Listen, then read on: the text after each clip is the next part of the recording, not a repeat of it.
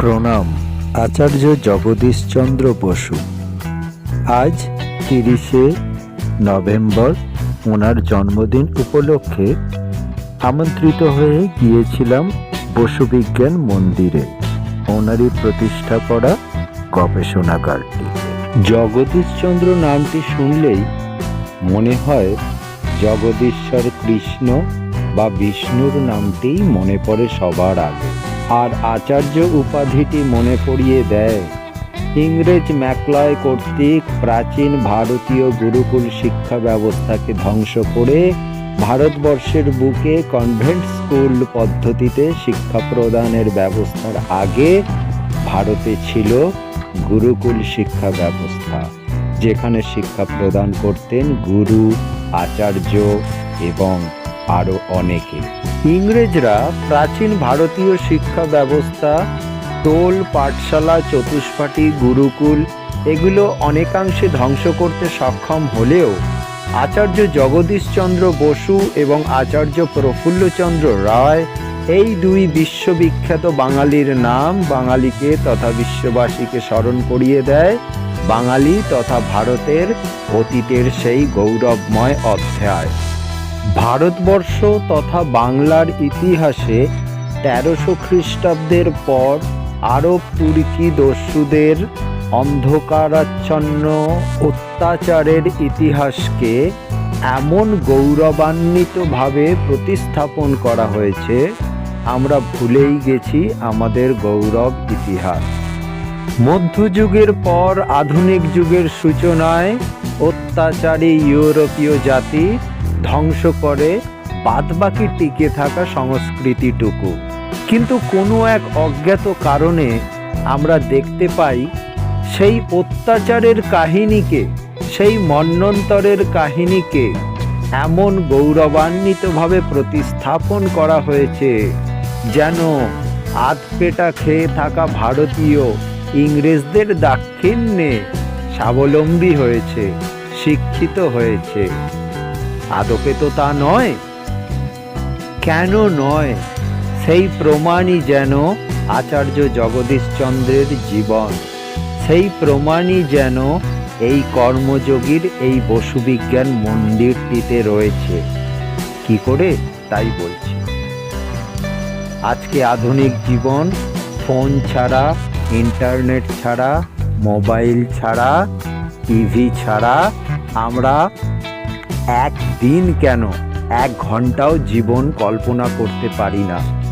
অথচ এই সমস্ত কিছুর শুরু যেখান থেকে, সেই দূরদর্শনেরও আগে, সেই ইন্টারনেটেরও আগে বেতারের মাধ্যমে তথ্য আদান প্রদান এক জায়গা থেকে অন্য জায়গায় বৈজ্ঞানিক যন্ত্রের মাধ্যমে বিশ্ববাসীকে পরিচয় করিয়েছিলেন যে বিজ্ঞানী, তিনি হলেন আচার্য জগদীশচন্দ্র বসু।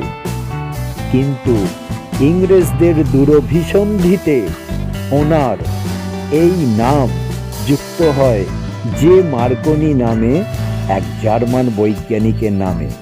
ঘটনাটা কি? খুবই সামান্য। প্রাচীন ভারতে শিক্ষা ছিল সার্বজনীন, শিক্ষা ছিল সকলের জন্য। সেখানে কোনো মনোপলি ছিল না, সেখানে কোনো পেটেন্ট ছিল না। আচার্য জগদীশচন্দ্র বসু হলেন সেই বিজ্ঞানী। উনি ওনার সৃষ্টি করা যন্ত্র, বেতার বা রেডিওর পেটেন্ট নিজের নামে করাতে চাইনি। উনি দান করেছিলেন জাতির জন্য। বাঙালি নয়, ভারতীয় নয়, বিশ্ব মানব জাতির জন্য ওনার এই জ্ঞান সমূহ, যে বেতারের ওপর ভিত্তি করে পরবর্তী সময়ে তৈরি হয়, আবিষ্কৃত হয় দূরদর্শন, তারও পরবর্তী সময়ে মোবাইল, তারও পরবর্তী সময়ে ইন্টারনেট, যা আজকে ঘরে ঘরে প্রতিটি মানুষের পকেটে মোবাইল ফোনের মাধ্যমে একে অপরকে বিশ্বের এক প্রান্ত থেকে অন্য প্রান্তকে জুড়ে রেখেছে। ভেবে দেখেছ কি তারারাও কত আলোক বর্ষ দূরে, তারও দূরে, তুমি আর আমি যাই ক্রমে সরে সরে। এই বিখ্যাত গানটির শুরুতে যে কথাটা রয়েছে সেই কথাটা আমার মনে পড়ে যাচ্ছে আরেকবার, যা এই ঘটনার 4টি লাইনের মধ্যে অপূর্ব ব্যাখ্যা করে। পৃথিবীটা নাকি ছোট হতে হতে স্যাটেলাইটের কেবলের হাতে, ড্রয়িং রুমে রাখা বোকা বাক্সতে বন্দি। হা হা হা হা হা হা হা হা হা হা হা। ঘরে বসে সারা দুনিয়ার সাথে যোগাযোগ আজ হাতের মুঠোতে, মুছে গেছে দেশ আর সীমানার গণ্ডি। যে বিজ্ঞানীর হাত ধরে বাঙালিরা, ভারতীয়রা, বিশ্ববাসী এই দেশ কাল বর্ডারের সীমানা অতিক্রম করে একে অপরের সাথে মিলে থাকে, সেই ফেসবুক, টুইটার, ইউটিউব, হোয়াটসঅ্যাপ সমস্ত কিছুর জননী মোবাইল, সেই সমস্ত কিছুর জননী এই বেতার, যার আবিষ্কর্তা আমাদের স্বর্গীয় জগদীশচন্দ্র বসু, সমাজসেবী, মানবতাবাদী, বৃক্ষপ্রেমী এক বিজ্ঞানী।